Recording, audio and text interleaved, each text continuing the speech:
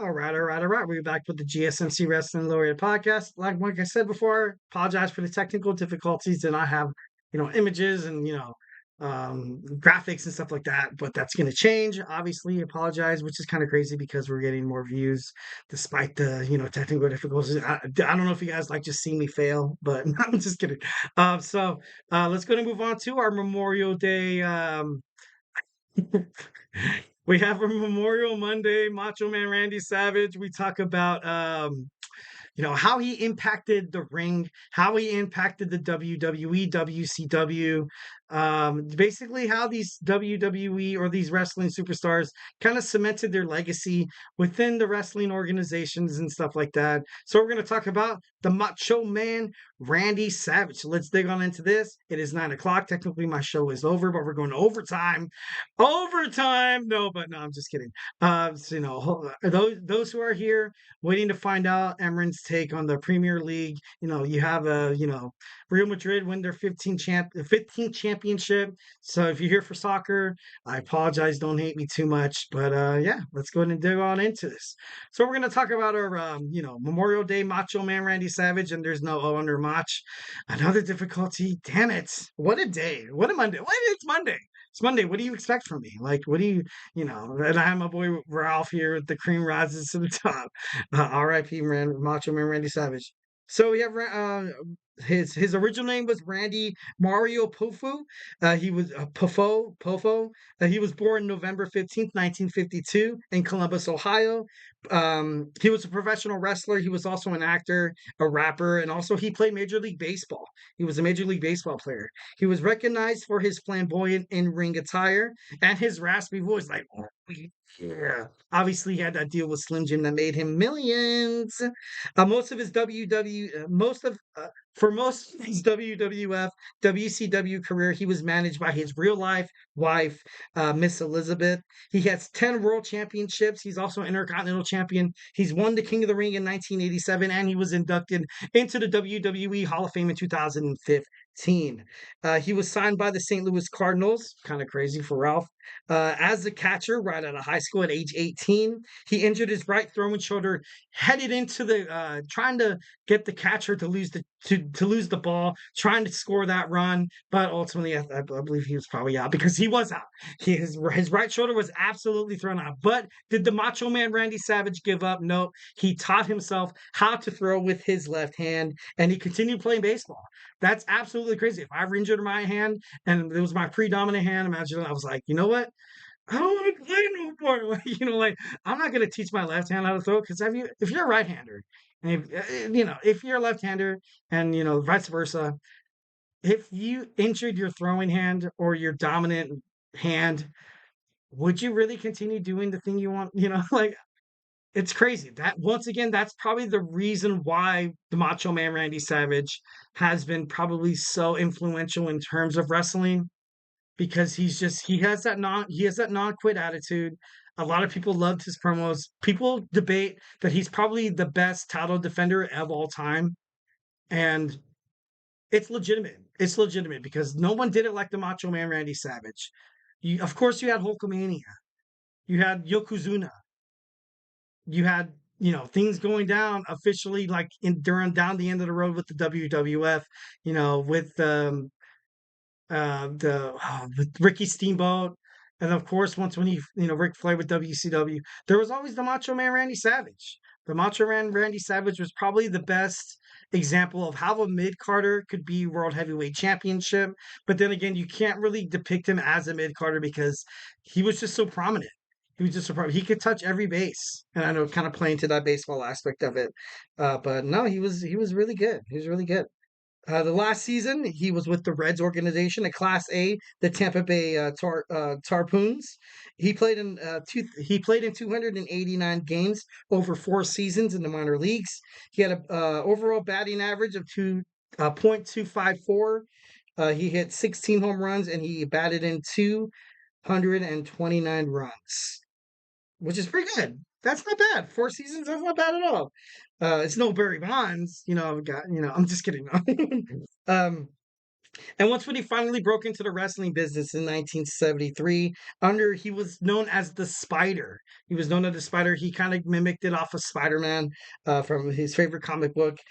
In Georgia Championship Wrestling, Booker Ole Anderson said the name Pofo, his last name, wasn't the right name for a wrestler. For a wrestler who approaches every match as a complete savage, which kind of created the Randy Savage thing. He was then, he then moved on to, he quit Major League Baseball and he decided to become a professional wrestler with his brother during his like father's promotions and stuff like that. But he eventually made it in Jerry Lawler's Continental Wrestling Association, where he feuded with Jerry Lawler over the AWA Southern Heavyweight Championship. He debuted in WWF in 1985, feuded with Bruno Sammartino, Ricky Steamboat, George Steele. In WCW, he feuded with Ric Flair. Also, he had this stint where you had the Mega Powers reunite with Hulk Hogan in 1994. He was in NWA/TNA in 2004. He appeared in, once again, he appeared in Baywatch, Walker, Texas Ranger, and that would, you obviously you don't know this movie, but I remember he appeared in Ready to Rumble, where he was, you're messing with the Macho Man, Randy Savage. Like I don't know, it's just that's what I know. He was also in Spider Man as well, so that's kind of crazy how he was known as the Spider. His favorite, superhero was Spider Man. He finally made it onto a Spider Man movie. That was pretty damn cool. He made a mixtape with Don Tripp, Cream of the Crop. Also, nothing means nothing, where they kind of had some of his audio clips where they featured some of what his catchphrases, some of the things that the Macho Man Randy Savage was ultimately known for in terms of professional wrestling. They clipped it, kind of put it together for the Macho Man Randy Savage, song. He passed away in May 20th 2011. He was driving a car, he had an you know he had an undiagnosed heart condition, something, he ended up crashing. That's kind of was the fate, kind of crazy. Love Macho Man Randy Savage. Loved what he did for wrestling. Exactly. I honestly, I think he's probably one of the greatest international champion of all time. Ralph Rodriguez once again. So yeah, gotta respect what the Macho Man brought to the WWF, WCW, AWA, NWA, TNA. He's international. International. Oh, he was also in King of the yeah. He did a lot of voiceovers. He did. He was in Dexter's Laboratory as well. He really was. He was also oh god, there's one more that I saw that I was like, I kind of want to bring this up, but I'm not too sure. Ah, he was in Bolt. He was Bolt. He was the bad guy in Bolt, which was pretty cool because my kids watch Bolt. So like as soon as I heard it, I was like, dude, that sounds so familiar. The cream of the crop, the cream rice. Like it was just his voice was so iconic. It was actually pretty, it was pretty damn badass. And we also got another chat from Little Fettuccine 68. Do you think the rumors are true about Randy Savage and Stephanie McMahon? It would make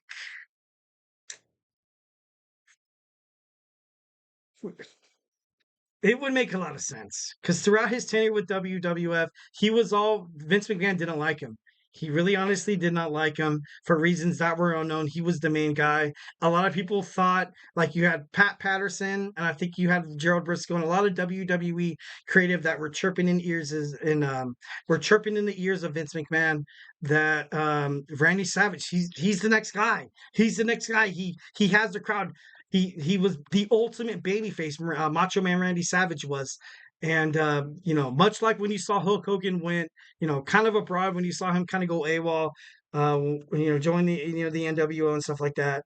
And I don't know, it would just make sense. And I'm not trying to, trying not to, get fired. I'm just kidding. But honestly, I feel like there could have probably been a possibility that could have been a thing between him and Stephanie McMahon. It would make a lot of sense, and it would make a reason why you would want to let a top talent like the Macho Man Randy Savage lead. Because why would you want to make someone who's so profound with the fans, someone you have slogans after slogans? You see him in TV. Like I said, he's an actor, he's a professional wrestler, he's a rapper. Like, Dude, like it's crazy. Like you have this entertainment conglomerate, this marketable species that you could definitely have your business grow onto into this tree that can flow out money. But there was speculation that Stephanie McMahon and Macho Man Randy Savage did have a tasty relationship. But that's just me. Vince McMahon killed WCW. He really did. He really did.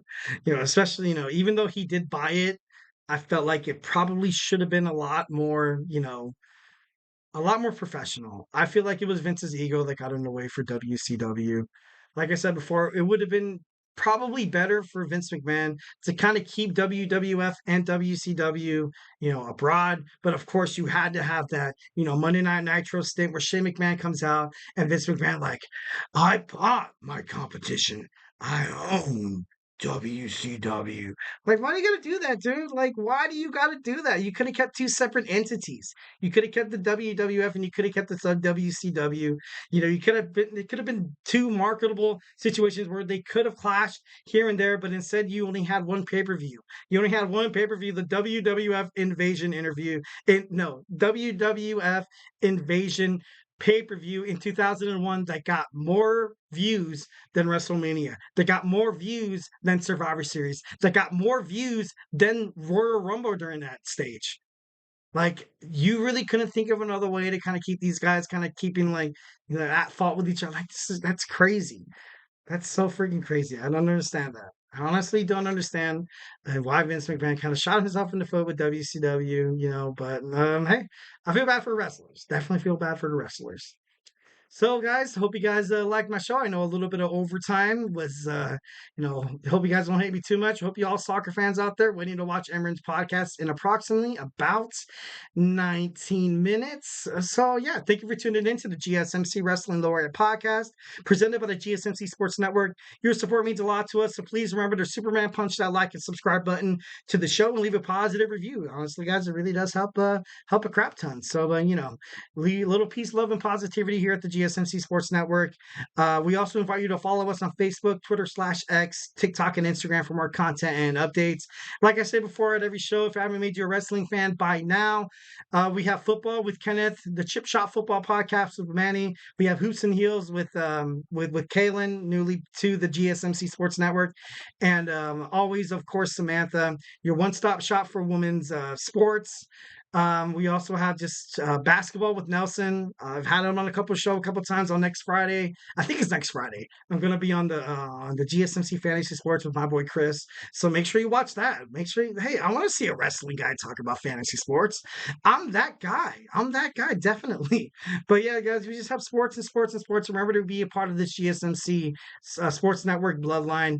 Definitely love you guys. Hope you had an amazing weekend. It is Monday, so remember to tune in every night at 8 p.m. on the GSMC Sports Network to talk about wrestling. And we will get through this week together. Promise. 1,010%. Absolutely love you guys. And hey, have a good night.